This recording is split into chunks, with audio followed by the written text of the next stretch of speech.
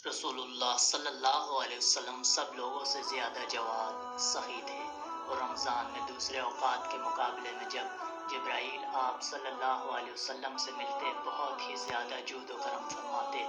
جبرائیل علیہ السلام رمضان کی ہر رات میں آپ صلی اللہ علیہ وسلم سے ملاقات کرتے اور آپ صلی اللہ علیہ وسلم کے ساتھ قرآن کا دورہ کرتے۔ غرض آن حضرت صلی اللہ علیہ وسلم لوگوں کو بھلائی پہنچانے میں بارش لانے والی ہوا سے بھی زیادہ جود و کرم فرمایا کرتے تھے۔ صحیح بخاری حدیث نمبر 6۔ ہرقل شاہ روم نے ان کے پاس قریش کے قافلے میں ایک آدمی بلانے کو بھیجا۔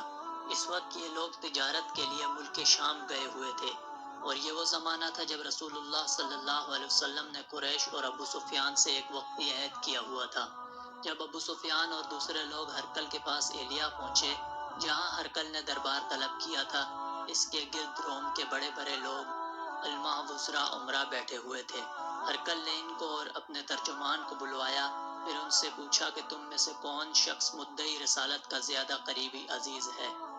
ابو سفیان کہتے ہیں کہ میں بول اٹھا کہ میں اس کا سب سے زیادہ قریبی رشتہ دار ہوں۔ یہ سن کر ہرقل نے حکم دیا کہ اس کو، ابو سفیان کو میرے قریب لا کر بٹھاؤ اور اس کے ساتھیوں کو اس کی پیٹھ کے پیچھے بٹھا دو۔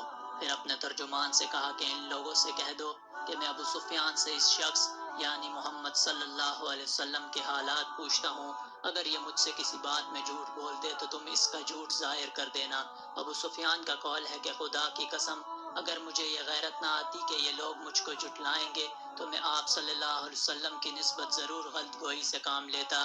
خیر، پہلی بات جو ہرقل نے مجھ سے پوچھی وہ یہ کہ اس شخص کا خاندان تم لوگوں میں کیسا ہے؟ میں نے کہا وہ تو بڑے اونچی عالی نسب والے ہیں۔ کہنے لگا اس سے پہلے بھی کسی نے تم لوگوں میں ایسی بات کہی تھی؟ میں نے کہا نہیں۔ کہنے لگا اچھا، اس کے بڑوں میں کوئی بادشاہ ہوا ہے؟ میں نے کہا نہیں۔ پھر کہنے لگا بڑے لوگوں نے اس کی پیروی اختیار کی ہے یا کمزوروں نے؟ میں نے کہا نہیں، کمزوروں نے۔ پھر کہنے لگا اس کے تابعدار روز بڑھتے جاتے ہیں یا کوئی ساتھی پھر بھی جاتا ہے؟ میں نے کہا نہیں۔ کہنے لگا کیا اپنے اس دعوے نبوت سے پہلے کبھی کسی بھی موقع پر اس نے جھوٹ بولا ہے؟ میں نے کہا نہیں، اور اب ہماری اس سے صلح کی ایک مقرر مدت ٹھہری ہوئی ہے، معلوم نہیں وہ اس میں کیا کرنے والا ہے۔ ابو سفیان کہتے ہیں میں اس بات کے سوا اور کوئی جھوٹ اس گفتگو میں شامل نہ کر سکا۔ ہرقل نے کہا کیا تمہاری اس سے کبھی لڑائی بھی ہوتی ہے؟ ہم نے کہا ہاں۔ بولا پھر تمہاری اور اس کی جنگ کا کیا حال ہوتا ہے؟ میں نے کہا لڑائی ڈول کی طرح ہے، کبھی وہ ہم سے میدان جنگ جیت لیتے ہیں اور کبھی ہم ان سے جیت لیتے ہیں۔ ہرقل نے پوچھا وہ تمہیں کس بات کا حکم دیتا ہے؟ میں نے کہا وہ کہتا ہے کہ صرف ایک اللہ کی عبادت کرو، اس کا کسی کو شریک نہ بناؤ، اور اپنے باپ دادا کی شرک کی باتیں چھوڑ دو، اور ہمیں نماز پڑھنے، سچ بولنے، پرہیزگاری اور صلہ رحمی کا حکم دیتا ہے۔ یہ سب سن کر پھر ہرقل نے اپنے ترجمان سے کہا کہ ابو سفیان سے کہہ دے کہ میں نے تم سے اس کا نسب پوچھا تو تم نے کہا کہ وہ ہم میں عالی نسب ہے، اور پیغمبر اپنی قوم میں عالی نسب ہی بھیجے جایا کرتے ہیں۔ میں نے تم سے پوچھا کہ دعوی نبوت کی یہ بات تمہارے اندر سے پہلے بھی کسی اور نے کہی تھی تو تم نے جواب دیا کہ نہیں۔ اب میں نے اپنے دل میں یہ کہا کہ اگر یہ بات اس سے پہلے بھی کسی نے کہی ہوتی تو میں سمجھتا کہ اس شخص نے بھی اسی بات کی تلقین کی ہے جو پہلے کہی جا چکی ہے۔ میں نے تم سے پوچھا کہ اس کے بڑوں میں کوئی بادشاہ بھی گزرا ہے تو تم نے کہا کہ نہیں۔ تو میں نے دل میں کہا کہ ان کے بزرگوں میں سے کوئی بادشاہ ہوا ہوگا تو میں کہہ دوں گا کہ وہ شخص اس بہانے اپنے آبا و اجداد کی بادشاہت اور ان کا ملک دوبارہ حاصل کرنا چاہتا ہے۔ اور میں نے تم سے پوچھا کہ اس بات کے کہنے یعنی پیغمبروں کا دعویٰ کرنے سے پہلے تم نے کبھی اس کو دروغ گوئی کا الزام لگایا ہے؟ تم نے کہا نہیں۔ تو میں نے سمجھ لیا کہ جو شخص آدمیوں کے ساتھ دروغ گوئی سے بچے وہ اللہ کے بارے میں کیسے جھوٹی بات کہہ سکتا ہے۔ اور میں نے تم سے پوچھا کہ بڑے لوگ اس کے پیرو ہوتے ہیں یا کمزور آدمی؟ تم نے کہا کہ کمزوروں نے اس کی اتباع کی ہے، تو دراصل یہی لوگ پیغمبروں کے متبعین ہوتے ہیں۔ اور میں نے تم سے پوچھا کہ اس کے ساتھی بڑھ رہے ہیں یا کم ہو رہے ہیں؟ تم نے کہا کہ وہ بڑھ رہے ہیں، اور ایمان کی کیفیت یہی ہوتی ہے حتیٰ کہ وہ کامل ہو جاتا ہے۔ اور میں نے تم سے پوچھا کہ آیا کوئی شخص اس کے دین سے ناخوش ہو کر مرتد بھی ہو جاتا ہے؟ تم نے کہا نہیں۔ تو ایمان کی خاصیت بھی یہی ہے، جن کے دلوں میں اس کی مسرت رچ بس جائے وہ اس سے لوٹا نہیں کرتے۔ اور میں نے تم سے پوچھا کہ آیا وہ کبھی عہد شکنی کرتے ہیں؟ تم نے کہا نہیں۔ پیغمبروں کا یہی حال ہوتا ہے، وہ عہد کی خلاف ورزی نہیں کرتے۔ اور میں نے تم سے کہا کہ وہ تم سے کس چیز کے لیے کہتے ہیں؟ تم نے کہا کہ وہ ہمیں حکم دیتے ہیں کہ اللہ کی عبادت کرو، اس کے ساتھ کسی کو شریک نہ ٹھہراؤ، اور تمہیں بتوں کی پرستش سے روکتے ہیں۔ سچ بولنے اور پرہیزگاری کا حکم دیتے ہیں۔ لہٰذا اگر یہ باتیں جو تم کہہ رہے ہو سچ ہیں تو عنقریب وہ اس جگہ کا مالک ہو جائے گا کہ جہاں میرے یہ دونوں پاؤں ہیں۔ مجھے معلوم تھا کہ وہ پیغمبر آنے والا ہے، مگر مجھے یہ معلوم نہیں تھا کہ وہ تمہارے اندر ہوگا۔ اگر میں جانتا کہ اس تک پہنچ سکوں گا تو اس سے ملنے کے لیے ہر تکلیف گوارا کرتا۔ اگر میں اس کے پاس ہوتا تو اس کے پاؤں دھوتا۔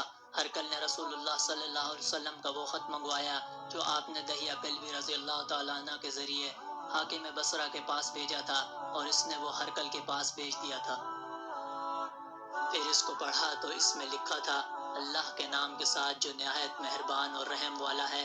اللہ کے بندے اور اس کے پیغمبر محمد صلی اللہ علیہ وسلم کی طرف سے یہ خط ہے، شاہ روم کے لیے۔ اس شخص پر سلام ہو جو ہدایت کی پیروی کرے، اور اس کے بعد میں آپ کے سامنے دعوت اسلام پیش کرتا ہوں۔ اگر آپ اسلام لے آئیں گے تو دین و دنیا میں سلامتی نصیب ہوگی، اللہ آپ کو دوہرا ثواب دے گا، اور اگر آپ میری دعوت سے روگردانی کریں گے تو آپ کی رعایا کا گناہ بھی آپ ہی پر ہوگا۔ اور اے اہل کتاب، ایک ایسی بات پر آ جاؤ جو میرے اور تمہارے درمیان یکساں ہے۔ وہ یہ ہے کہ ہم اللہ کے سوا کسی کی عبادت نہ کریں اور کسی کو اس کا شریک نہ ٹھہرائیں، اور نہ ہم میں سے کوئی کسی کو خدا کے سوا اپنا رب بنائے۔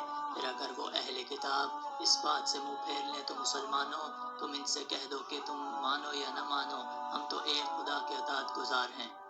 ابو سفیان کہتے ہیں جب ہرقل نے جو کچھ کہنا تھا کہہ دیا اور خط پڑھ کر فارغ ہوا تو اس کے ارد گرد بہت شور غوغا ہوا، بہت سی آوازیں اٹھی اور ہمیں باہر نکال دیا گیا۔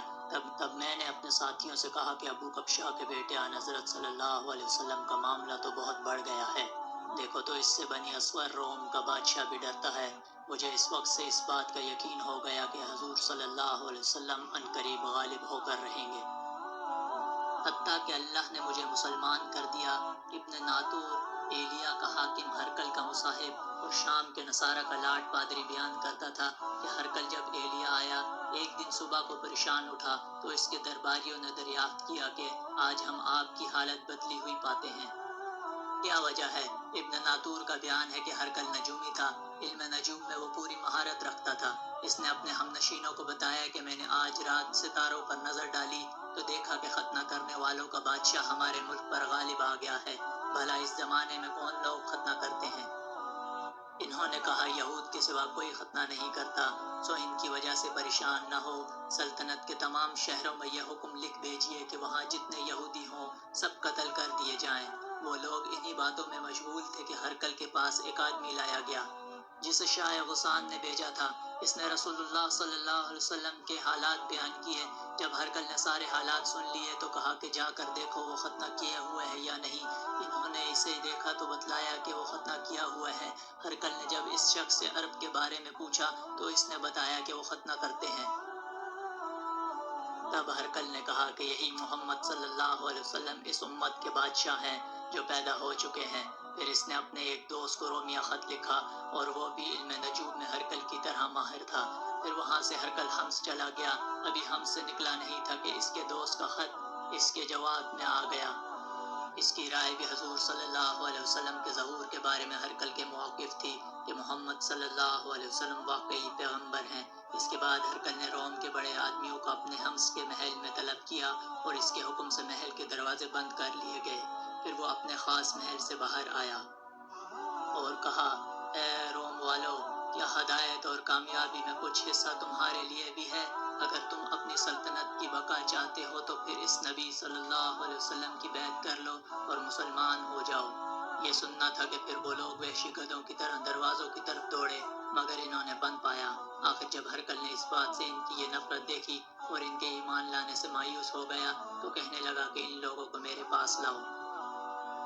جب وہ دوبارہ آئے تو اس نے کہا میں نے جو بات کہی تھی اس سے تمہاری دینی پختگی کی آزمائش مقصود تھی، سو وہ میں نے دیکھ لی۔ تب یہ بات سن کر وہ سب کے سب اس کے سامنے سجدے میں گر پڑے اور اس سے خوش ہو گئے۔ بالآخر ہرقل کی آخری حالت یہی رہی۔ صحیح بخاری حدیث نمبر 7۔